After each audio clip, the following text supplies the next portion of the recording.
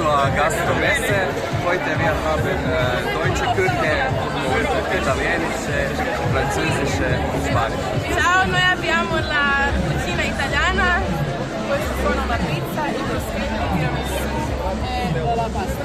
We have American pancakes, we have cake, and we have cookies and biscuits. We have American coffee and English tea.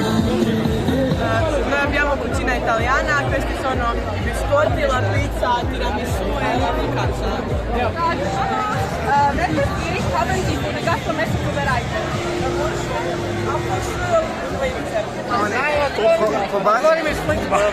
Buenos días, hemos preparado un tapas con chorizo.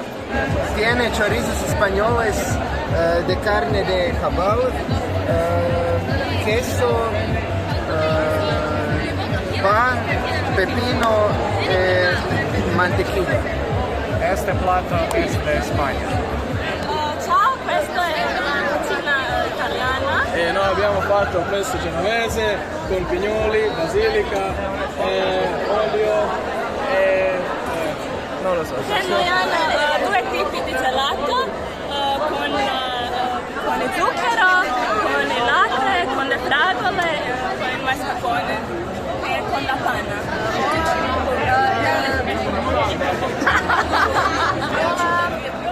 Estos eran taquitos, estos era sangría.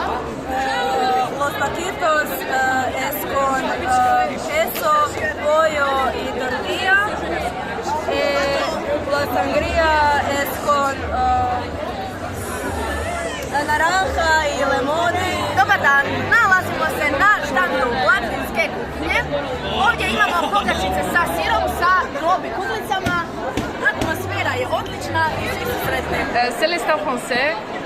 On a vendu plein de choses. On s'est retrouvés avec des beignets et un croissant. Nous avions avant une coursure de crêpes, d'œufs de citron, quiche d'orange, ratatouille et les